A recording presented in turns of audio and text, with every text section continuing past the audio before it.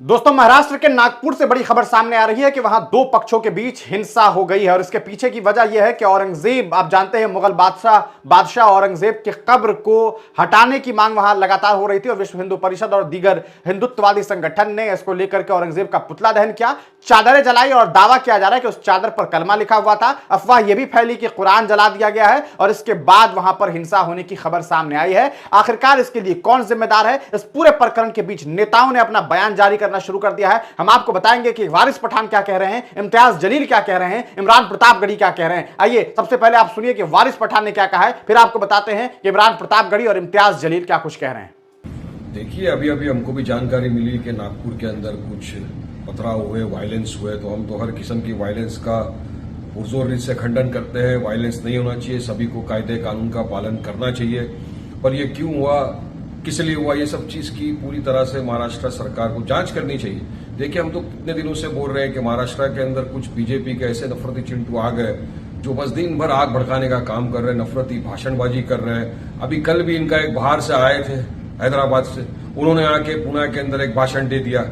अब ये सारी चीजें जो है ये नफरत फैला रही है ना। हम तो पहले से बोल रहे हैं कि ऐसे लोगों के ऊपर लगाम लगाए सरकार, वरना देखिए आज किस स्थिति में चला गया है। अब महाराष्ट्र के अंदर हुआ, हम बोल रहे थे कि महाराष्ट्र में काफी दिनों से कुछ लोग चाहते हैं कि तनाव पैदा हो, चाहते हैं कि नफरत बढ़े, चाहते हैं कि इस तरह का वायलेंस हो। हमने मुख्यमंत्री को हमेशा से कहा है कि सर आप संज्ञान लीजिए इस बात का, रोकिए ऐसे लोगों को। आज नफरत की आग यहां तक बढ़ गई। अब देखिए किसने इनको इजाजत दिया था यहां पर जाके आंदोलन करना।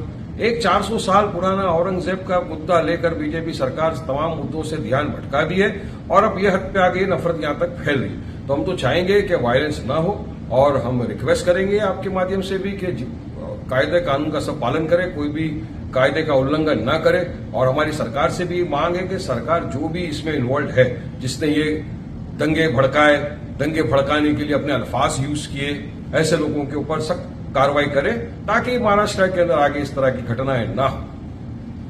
तो सुना आपने वारिस पठान को। इमरान प्रतापगढ़ी सीधे तौर पर अपने social media platform social media handle x पर लिखते हैं कि महाराष्ट्र के मुख्यमंत्री और भाजपा की पूरी कैबिनेट आज बेहद खुश होगी।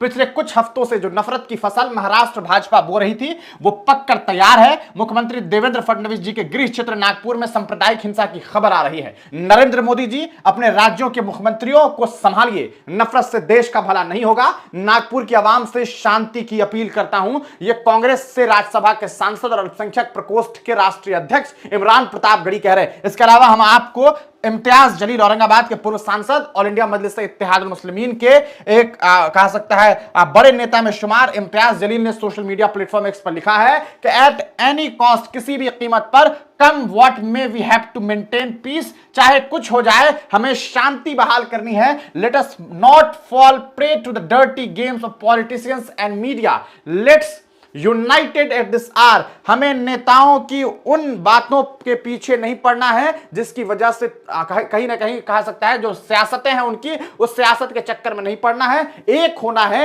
एक होकर के इन नफरतों को खत्म करना है, हमें शांति बहाल करनी है, ये इम्तियाज जलील कह रहे हैं। देखिए, उन्होंने मराठी में भी इसको लेकर के ट्वीट किया, मराठी में भी उन्होंने यही बातें कहीं ना कहीं कही है कि शांति जहां तक हो सके बहाल की जा सके, यूनिटी बना करके रखिए। तो ये एक बड़ी खबर सामने आई है। इन नेताओं ने अपना बयान जारी कर दिया है। आप जानते हैं कि महाराष्ट्र में चाहे मुख्यमंत्री हो या दीगर उनके कई नेता हो, तमाम लोग औरंगजेब, मुगल बादशाह औरंगजेब को लेकर के लगातार जो है वो सियासत कर रहे थे, उन पर अलग अलग टिप्पणी कर रहे थे। और नतीजा देखिए कि आज क्या हुआ है। आखिरकार इसके लिए कौन जिम्मेदार है? अपनी राय कमेंट सेक्शन में जरूर दीजिए।